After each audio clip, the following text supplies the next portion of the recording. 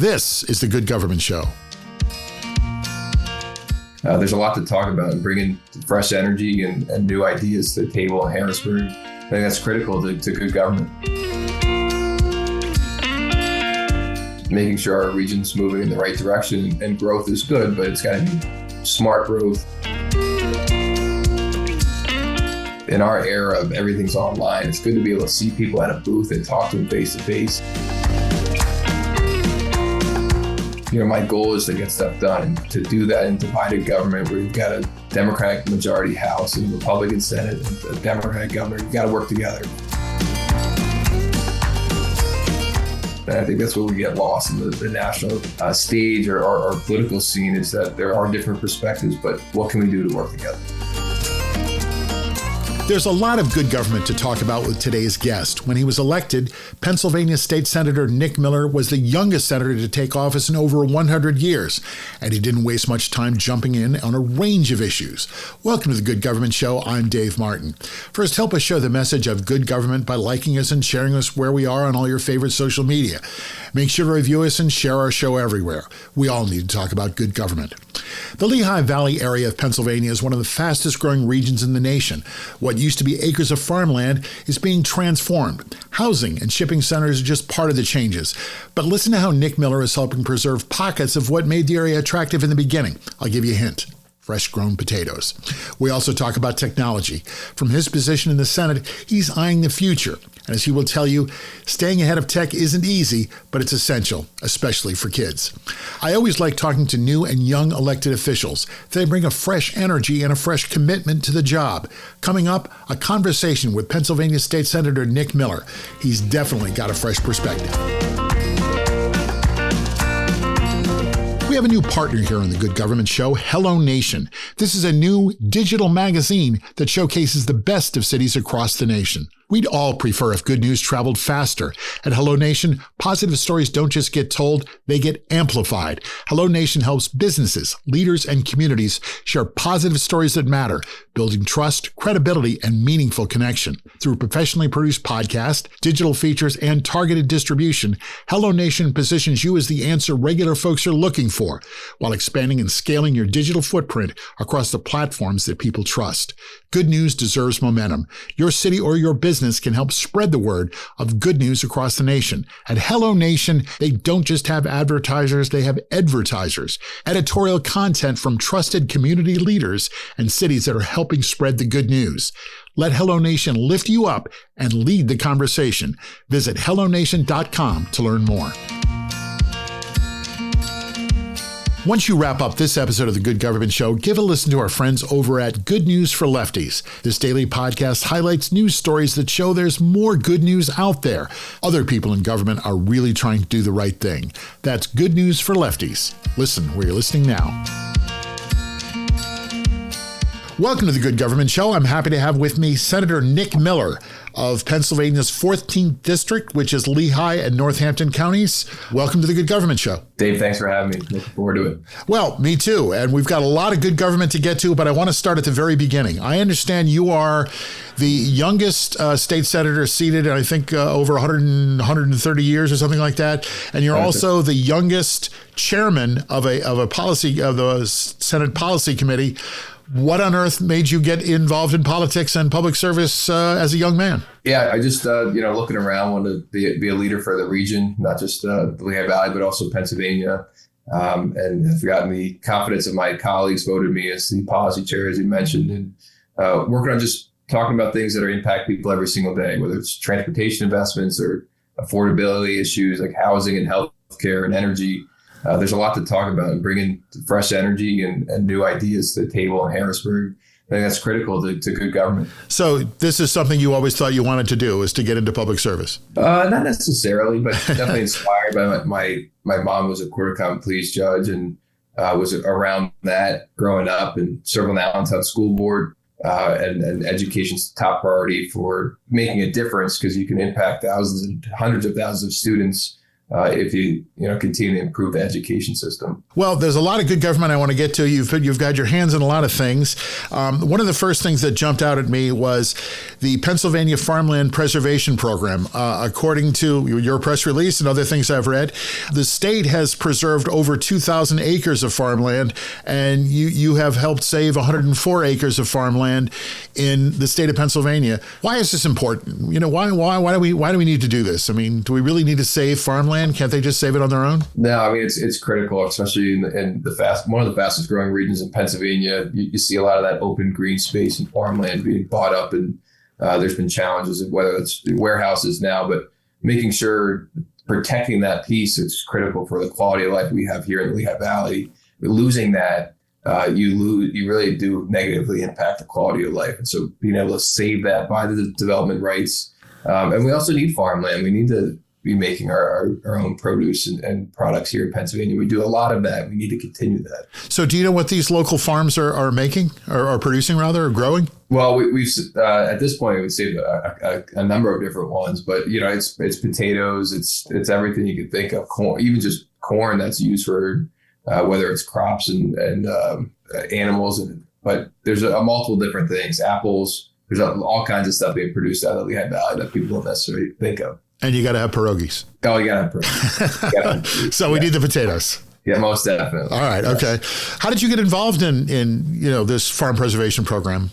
How did this attract your interest? Yeah, it's just part of when I ran for office is just making sure our region's moving in the right direction, and growth is good, but it's got to be smart growth, and protecting that quality of life is critical.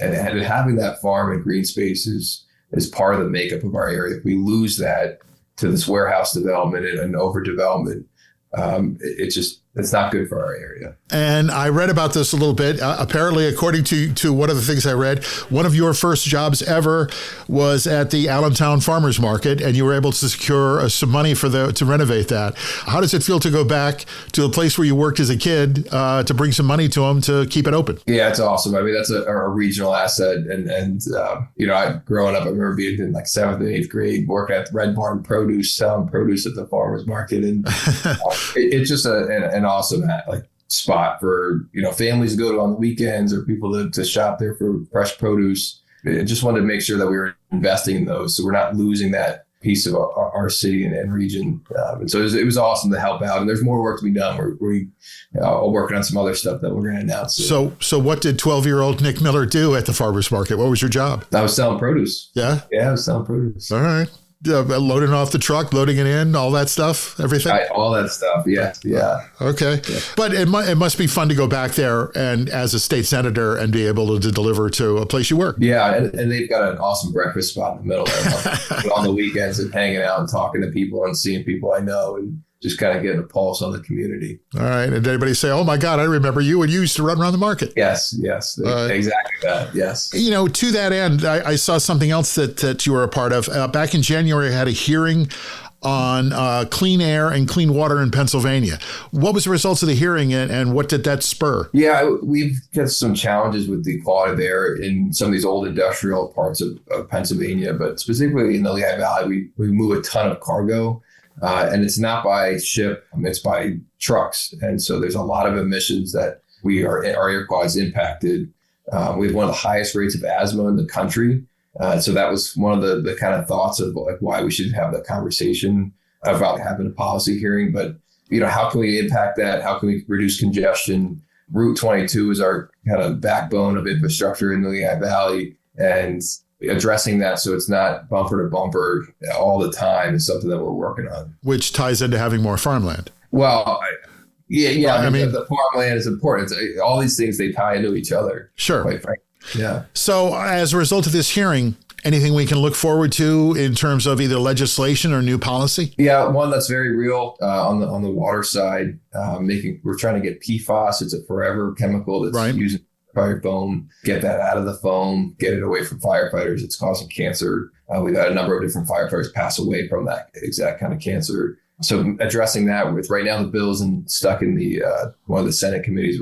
Hopefully that's going to move in the next couple of weeks. That's a critical one. And then residential water wells. Right now, there's no guardrails with who can install residential water wells, and making sure that that's done properly so that folks have clean water and clean air as they're constitutionally required to in Pennsylvania. So, that people would argue, developers especially would say, well, I don't want too much government here. This is too much government regulation. You're not allowing me to build where I want and build what the citizens want. What's your response to that? I think that's fair, but I also think there should be guardrails. It's the same thing. We're going to talk about technology in a little bit here. That Yes. There's got to be guardrails, but we don't want to stop innovation or development, but we want to make sure it's done the correct way so that community members aren't impacted in a negative way. So the other thing I wanted to bring up when we talk a little bit about farmland is you were able to get a Veterans Trust Fund grant of, I guess, $40,000 for something called the Second Harvest Food Bank. What is the Second Harvest Food Bank and how does this work? Yeah, Second Harvest. Helping out with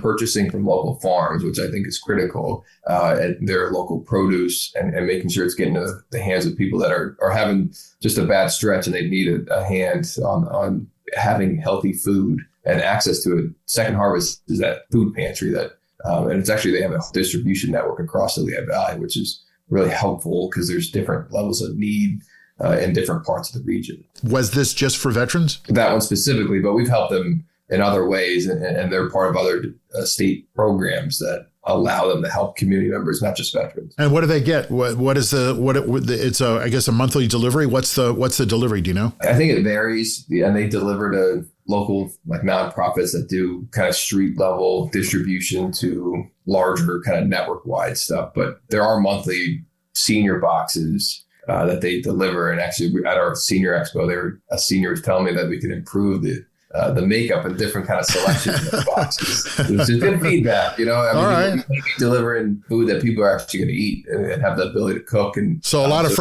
fresh produce. Are they looking for more? A lot of fresh produce is more important. But no, I was getting complaints on the cereal type too.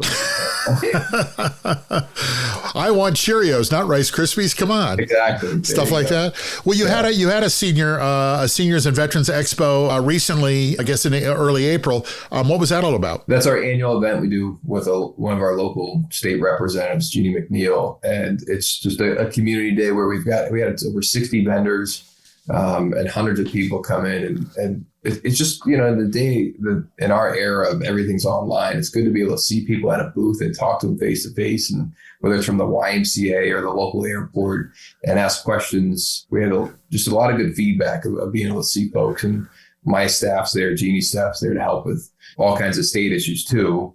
So it's just really a good day. One of my favorite of the year, actually, to see people in person. And what do they ask you? What's the thing that on everyone's mind? Property taxes. We've got a program that we voted to increase as part of cutting taxes. It's for the property tax and rent rebate program that helps folks, seniors, and they get a check back from the state in terms of a rebate. So you were recently part of a program, an announcement in a program called Main Street Matters.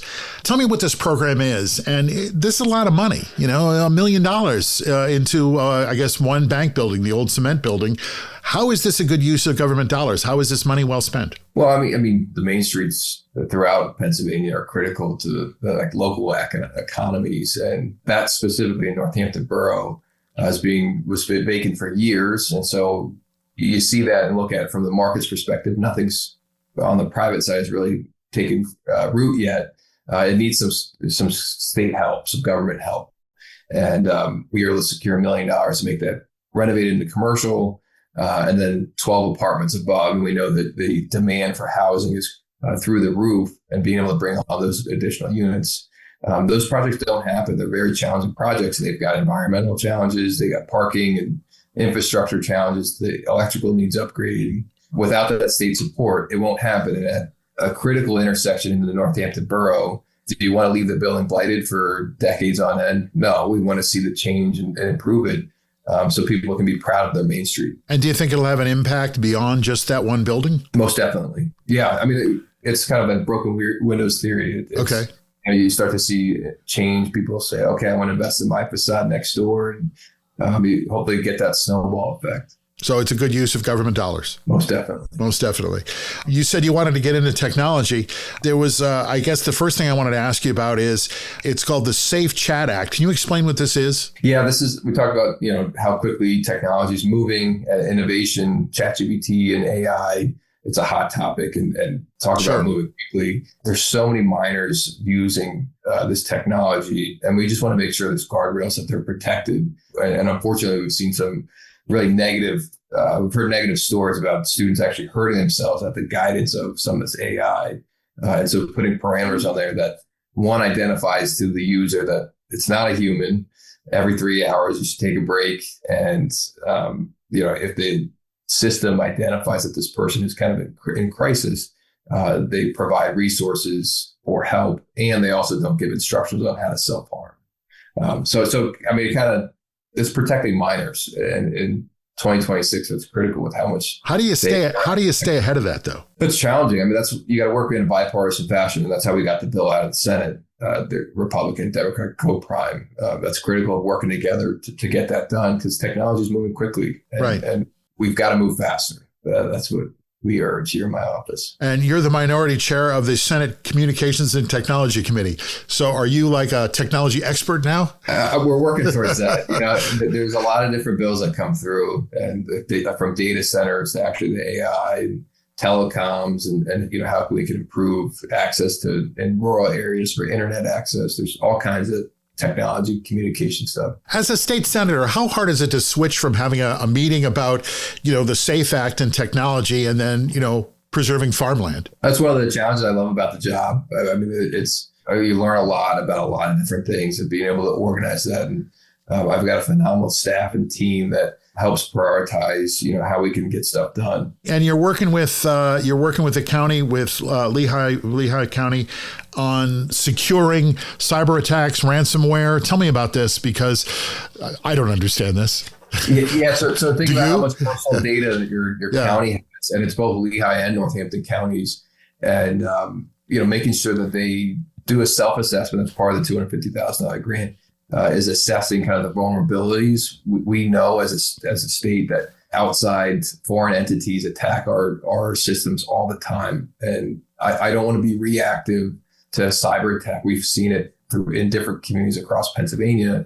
You can lose a ton of data, and you put a lot of people's personal information at risk, and making sure we're being proactive to really beef up these systems and understand where there's weaknesses. That was the purpose of that grant. We're talking with State Senator Nick Miller here of Lehigh Valley. So tell me a little bit about what you have going on. There was I guess you're trying to get the police to stop speeding. Is that the whole point behind this radar bill? Well, the technology that we're using in Pennsylvania is being phased out. Actually, the manufacturer, the NRAD equipment, is slowing down production. We're the last state in the United States to not be using local radar. And you've got police officers on the side of roads, kind of getting out of their cars in harm's way. In the meantime, people are flying around. We've seen just people flying around in all kinds of accidents in the Lehigh Valley specifically. But when I've talked to other legislators in a bipartisan way, they're seeing in their communities, it's time for our local police to have radar. All right. Do you drive safely? Most definitely. All right. That was the easy part. We're going to get to the hard part in just a minute. Are you ready? I'm ready. The Good Government Show is sponsored by Our. That's OUR for Our Community. Get involved. We hear that all the time from government leaders. Our co-brands with your government's name and logo. Your staff and the people you serve are connected and part of your community. From any device, your members provide reliable data and meaningful feedback. Ask a question like, do we want more parkland or better homeless services? More engaged conversations come through the Our app. Visit Ourco, that's OURCO.com, and book a demonstration. After you get done with this episode, hear more good government stories with our friends at How to Really Run a City. Former mayors Kasim Reed of Atlanta and Michael Nutter of Philadelphia, and their co-host, journalist and author Larry Platt, talk with guests and other mayors about how to really get stuff done in cities around the nation. Check them out where you're listening now or through their nonprofit news site, thephiladelphiacitizen.org/podcasts. All right, Senator Nick Miller, you have been a state senator for a few years now. Before that, you were on the school board for quite some time. Define good government. What is it? It's working together and being efficient and effective. I think, you see the national polarizing politics, and at the end of the day, people got to get down to business, roll up the sleeves, and really deliver for their community. I think that's what separates our team and others and leaders from other elected officials is, can they deliver for their communities? And that's what, that's why I ran for office, and that's what we're doing. You've talked a couple of times about bipartisanship. Is it hard to do now in the state of Pennsylvania and in the United States? I think you see some of that national polarizing politics kind of leak into the local and state government. But, my goal is to get stuff done, and to do that in divided government where you've got a Democratic majority House and a Republican Senate and a Democratic governor. You got to work together. And so building those relationships and seeing what people want to work on, and if those align with our priorities and what we're seeing in our communities, we've been extremely successful at getting stuff done across the aisle. If people are frustrated with government, if what they don't like what they see coming out of Harrisburg or coming out of your office, what should they do? They should definitely reach out to me directly or my office, and we're always learning and listening to what we can be doing better. And I think it's important to be a strong leader. You have to be able to listen to different perspectives. And I think that's where we get lost in the national stage or political scene, is that there are different perspectives, but what can we do to work together? So you mentioned your mother was in public service before you. Who inspires you? Who and keeps you going and saying, no, I want to stick around now. I want to keep doing this. Well, I mean, my mom was a big inspiration for why I originally ran, but my team is phenomenal, and seeing the impact we're having on our region, whether it's protecting it from cyber attacks or investing in infrastructure in our airports and highways and schools. We're moving the needle, and that's inspiring in itself. So were you president of your student government class? Were you always going to be running for office? No, I went to Penn State for finance and IBM and project management, and then worked in real estate. And I think all those different experiences allow me to be successful in understanding the project management side of things, the real estate, and putting the deals together to move. You talked about that Main Street Matters and understanding who's the developer and how can they work with DEP and the local borough to get stuff done. All that experience has been great. And I've loved my just quick three and a half years already. Time flies. So now 3.5 years in, what would you like people to know about government that you didn't know before? From an insider's perspective, what should people know? That it does work, that we can point to things that the state government specifically that are successes for our community that does have an impact on your day-to-day life. I think that's important, being able to show progress. I truly believe that we're moving the needle, and our community members are benefiting from that. There's nationally, certainly, and locally as well, there's a lot of people who just, think that government is bad. What are you doing, and what can we do to restore people's trust in government? I think it's having those conversations with each other. Again, I mentioned in Pennsylvania, it's divided government, but understanding this perspective, listening to different points of view, and figuring out where you can get stuff done. And that's from all levels. We work closely with our county partners, our municipal city partners, to make a difference in people's lives. And there's some real challenges right now. Affordability across the board, whether it's housing or energy, people are being squeezed. And so that's something that, kind of the next stage and why I'm running for re-election is, how can we make a real impact there? Because the state plays a critical part in policy around energy, which impacts your electric bills, and also housing, which impacts rent and housing affordability. What's the best thing about being a state senator? Like I said before, being able to see some of these projects. Right across the street from our office, we delivered $14 million for a affordable housing project. And being able to see that come, under construction and happening very quickly, and that will be online within just a couple months. Seeing that real progress is, it's exciting. It inspires you to do more. But, one of the biggest challenges is kind of taking on those big challenges of regional issues, and get people bought in from different counties and regions, and understanding that there's a broader impact, that takes some work. So, two-part question. What is, if someone was going to come to the Lehigh Valley to come to Allentown, we already talked about pierogies, so what's the one thing they must try? And what's the dish? And what's your favorite place in Lehigh Valley? Well, I would say it's got to be a cheesesteak. I think Zandy cheesesteaks are pretty good. Okay. And then there's a lot of great entertainment venues, from the Archer Music Hall to the PPL Center, Phantoms Hockey, and we're just number one in the country for small baseball parks here. The Lehigh Valley Iron Pigs. Yep. It's baseball season, and so I got to give a shout out to the Iron Pigs too. Have you had a chance to throw out the first pitch? I have, or 2 years ago now. You did? All yes. Right. Throw a strike? It was right on the border. Yeah, it was good. What do you do for fun? I love spending time with my family and friends. My sister has a farm, just outside the city. Love helping her out there and enjoying time with family. Where do you get your news? I read the newspaper every day. Good. Newspaper morning call. Good. I think that's important. There's a lot of good local issues that get covered there.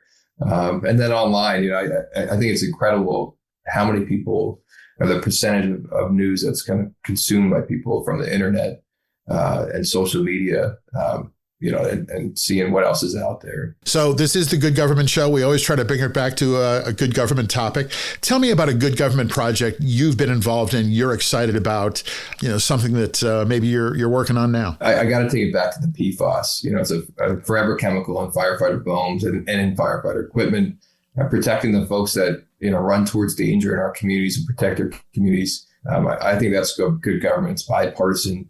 And addressing a need. And then the long-term effect is it protects our residential water as well, because that's contaminated some water wells in one of our boroughs, which we then had to secure funding to remediate. What our goal is to stop it at a source, so we're not being reactive, we're being proactive. Well, that does sound like good government, getting rid of PFAS. So well done. Keep up the good work and the bipartisan efforts. So it sounds like you're headed in the right direction. Senator Nick Miller, you represent Pennsylvania's 14th Senate District, which is Lehigh and Northampton counties. Pleasure to have you on. Good to talk to you. Good to meet you. Thank you. Likewise, Dave. Thanks for having me. Thank you. The Good Government Institute has a new partner, the Charles F. Kettering Foundation. I really like their podcast, The Context, and I bet you will too. They have a new series called Democracy Under Construction. The show is hosted by historian Alex Lovett, and he looks back at the first 250 years of U.S. history. Alex digs into the moments that have pushed us towards an inclusive democracy. You can find it wherever you're listening right now, or visit kettering.org and give him a follow. Want to hear more about good government? Check out another show I host, Leading Iowa, Good Government in Iowa Cities. I host the show with Brad Kavanaugh, mayor of Dubuque, Iowa, and the immediate past president of the Iowa League of Cities. Together, we talk to leaders in Iowa cities. We talk about what works and what good government looks like in Iowa. Join us right here where you're listening now. That's Leading Iowa, Good Government in Iowa Cities. It was called the War to End All Wars, but it didn't. 3 royal cousins, all kings, one from England, one from Germany, and one from Russia, blundered their way into a war, a completely avoidable war that left millions dead in the trenches across Europe. Good Government Show executive producer Jim Ludlow details the blunders, mistakes, and bluster that started World War I that didn't end all wars. The book, The Royal Cousins, details the events and creates an alternative history. Imagine if World War I never happened. It didn't have to. Just read it yourself. Download the book today on Amazon. It's just 99 cents and a timely look at history. Being able to deliver a grant to restore and improve a farmer's market where you work, and that's got to be satisfying and an interesting twist for sure.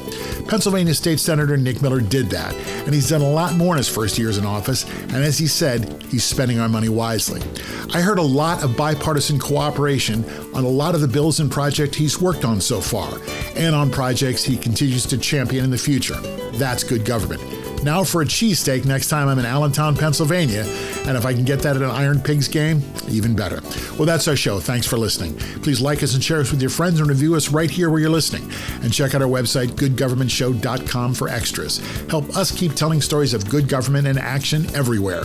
Join us again for another episode right here. I'm Dave Martin, and this is The Good Government Show. The Good Government Show is produced by the Good Government Institute, a nonprofit organization promoting civic engagement and civic education. All donations to the show help promote trust in government. You can donate at goodgovinstitute.org. That's goodgovinstitute.org. Executive producers are Jim Ludlow, Dave Martin, that's me, and David Snyder. Jason Stershik is our editor and producer. Join us again to hear good stories about our government right here on The Good Government Show.